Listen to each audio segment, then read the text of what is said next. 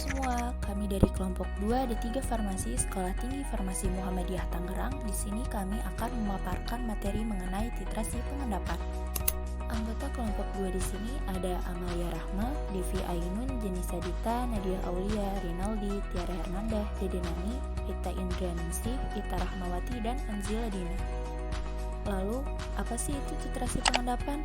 Titrasi pengendapan atau yang biasa disebut dengan argentometri merupakan titrasi yang melibatkan pembentukan endapan dari garam yang tidak mudah larut antara titran dan analit. Diperlukan pencapaian keseimbangan pembentukan endapan yang cepat setiap kali titran ditambahkan pada analit. Tidak adanya interferensi yang mengganggu titrasi dan titik akhir titrasi yang mudah diamati. Argentometri di sini melibatkan reaksi pengendapan antara ion halida seperti klorin negatif, iodin negatif, bromin negatif dengan ion perak argentum positif. Titrasi ini biasa disebut dengan argentometri, yaitu titrasi penentuan analit yang berupa ion halida dengan menggunakan larutan standar AgNO3 atau dengan nama sengawanya perak nitrat. Pengguna titrasi argentometri. Selain dapat digunakan untuk menentukan ion halida, titrasi argentometri dapat juga digunakan untuk menentukan 1. Merkapan atau tioalkohol, 2. Asam lemak, 3. Beberapa anion divalen seperti ion fosfat PO43 negatif, ion arsenat ASO43 negatif. Dasar titrasi argentometri. Dasar titrasi argentometri merupakan pembentukan endapan yang tidak mudah larut antara titran dengan analit. Contoh, penentuan NaCl atau natrium klorida, di mana ion Ag+ atau perak dan titran akan bereaksi dengan ion Cl negatif atau klorida negatif. Dari analit membentuk garam yang tidak mudah larut AgCl atau perak klorida. Reaksi yang terjadi Ag plus Aki atau perak plus aqueous plus Cl negatif Aki atau klorida negatif aqueous menjadi AgClS atau perak klorid solid. Endapan putih Ag plus Aki atau perak plus aqueous plus CrO42 negatif Aki atau ion kromat negatif aqueous menjadi Ag2CrO4S atau perak kromat solid. Coklat kemerahan. Kelebihan AgNO3 bereaksi dengan indikator ion kromat CrO42 negatif, membentuk endapan berwarna coklat kemerahan Ag2CrO4 sehingga titik akhir titrasi dapat diamati. Indikator dalam argentometri. Indikator lain yang bisa dipakai adalah tiosianida dan indikator adsorpsi. Berdasarkan jenis indikator dan teknik titrasi yang dipakai, maka titrasi argentometri dapat dibedakan atas argentometri dengan metode Morf, Volhard, dan Fajans. Selain menggunakan jenis indikator di atas, maka kita juga dapat menggunakan metode potensiometri untuk menentukan titik ekuivalen. Argentometri. Ketajaman titik ekuivalen tergantung dari kelarutan endapan yang terbentuk dari reaksi antara analit dan titran. Endapan dengan kelarutan yang kecil akan menghasilkan kurva titrasi argentometri yang memiliki kecuraman yang tinggi, sehingga titik ekuivalen mudah ditentukan. Akan tetapi, endapan dengan kelarutan rendah akan menghasilkan kurva titrasi yang landai sehingga titik ekuivalen agak sulit ditentukan. Hal ini analog dengan kurva titrasi antara asam kuat dengan basa kuat dan antara asam lemah dengan basa kuat. Berdasarkan cara pengamatan titik akhir titrasi, argentometri dibagi menjadi 4. Yang pertama, terjadinya kekeruhan. Kedua, terjadinya endapan yang berwarna. Ketiga, terjadinya ion kompleks berwarna. Keempat, dengan indikator adsorpsi.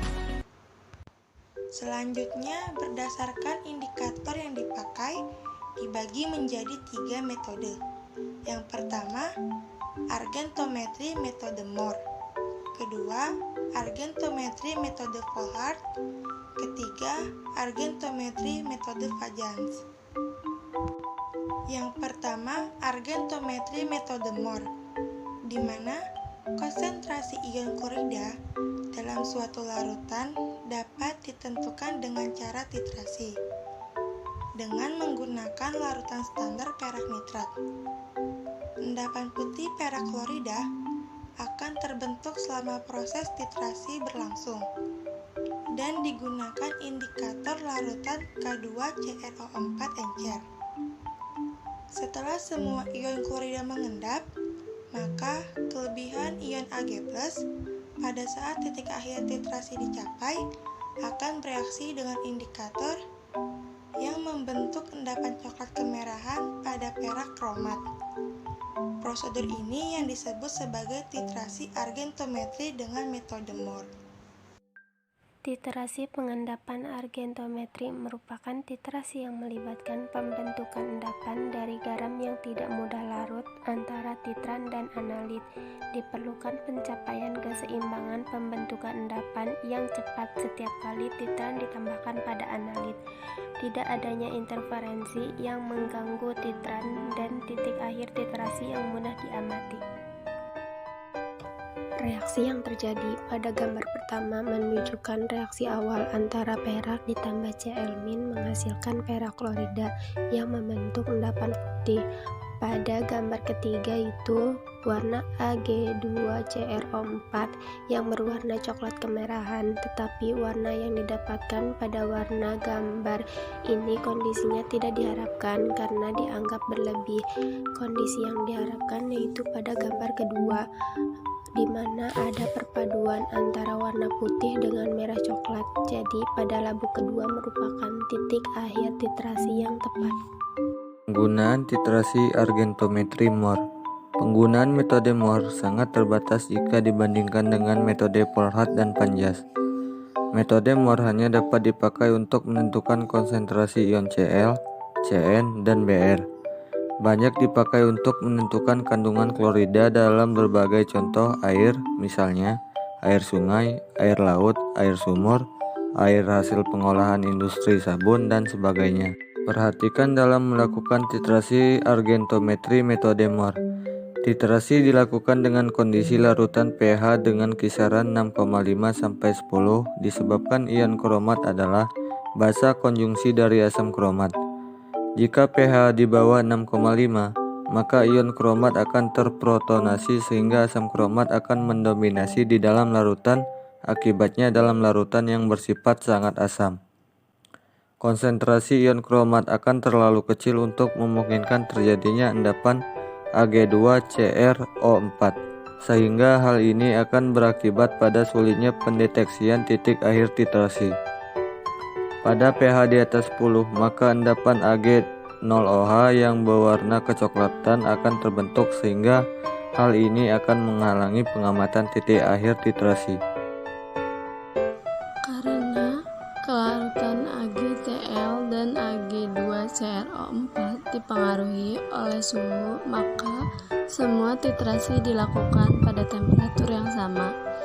Pengadukan atau pengocokan selama larutan standar ditambahkan sangat dianjurkan karena dapat mempermudah pengamatan pencapaian titik akhir titrasi dan perak kromat yang terbentuk sebelum titik akhir titrasi dicapai dapat dipecah sehingga larutan kembali.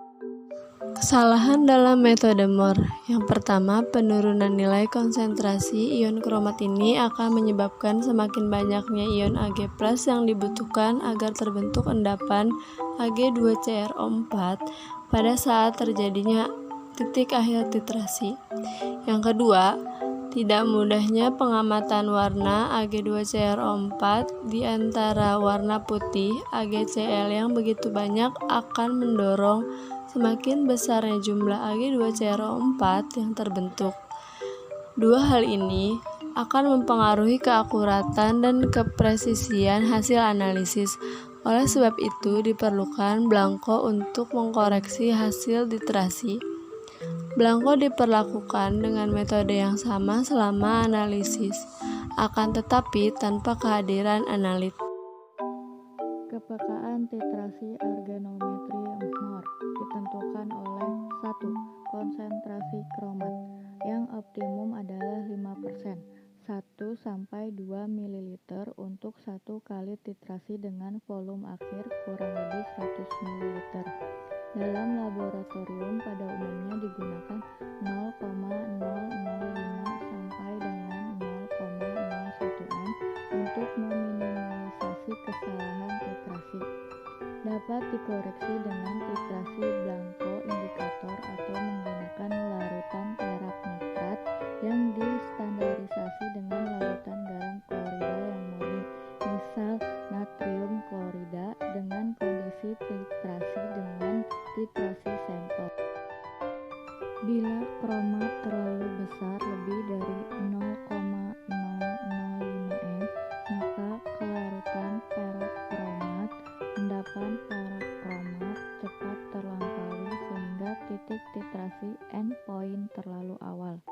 Bila kromat terlalu kecil, kurang dari 0,005 m, maka reaksi memerlukan penambahan perak fosfat berlebih untuk membentuk endapan perak kromat sehingga dapat menimbulkan kesalahan titrasi.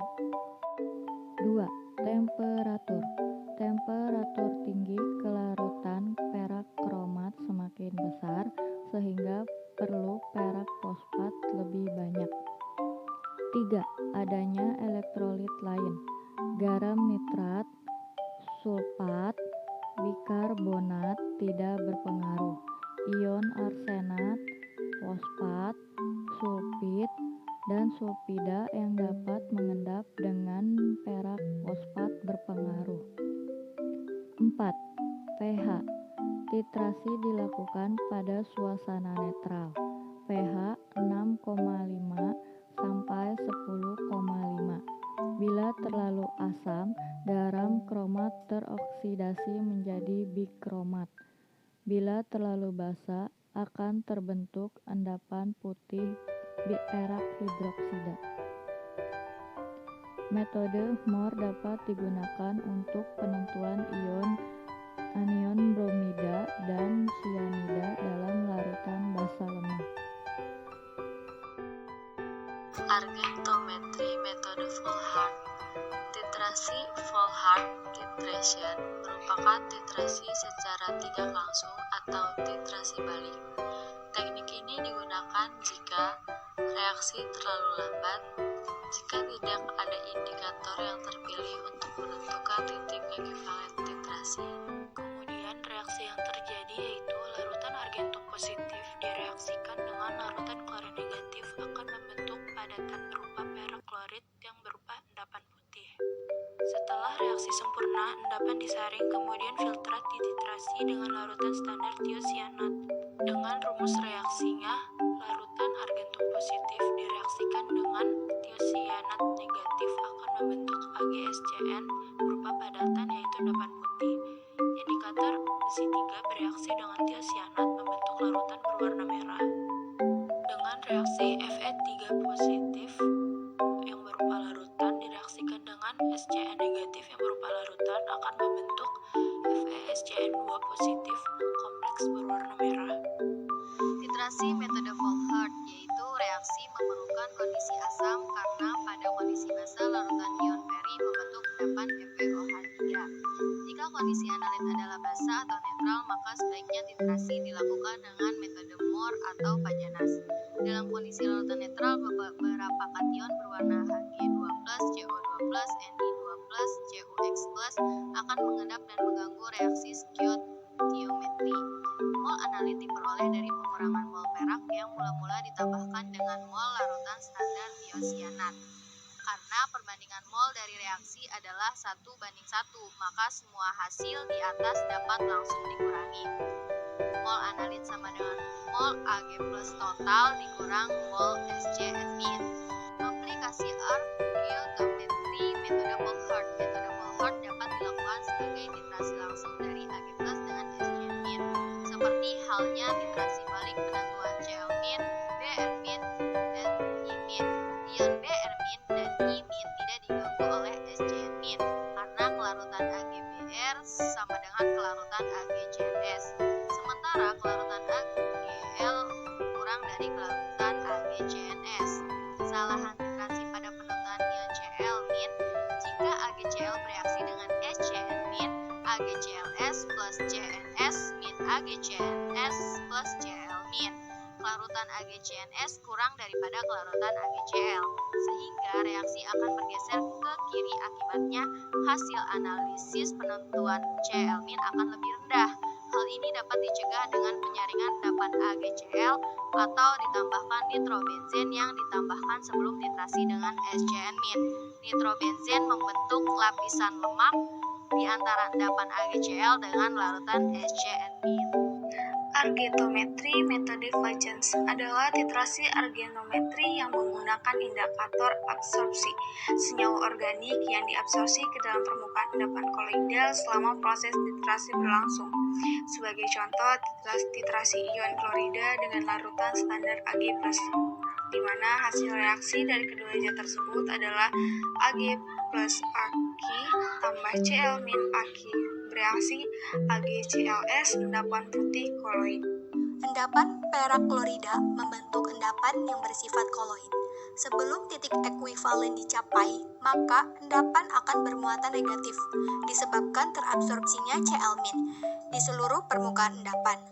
Terdapat counter ion bermuatan positif dari Ag+ yang terabsorpsi dengan gaya elektrostatis pada endapan. Setelah titik ekuivalen dicapai, maka tidak terdapat lagi ion Cl- yang terabsorpsi pada endapan sehingga endapan sekarang bersifat netral. Kelebihan ion Ag+ yang ditambahkan untuk mencapai titik akhir titrasi menyebabkan ion-ion Ag+ ini terabsorpsi pada endapan, sehingga endapan bermuatan positif dan beberapa ion negatif terabsorpsi dengan gaya elektrositas sebagai counter ion. Sekian pemaparan materi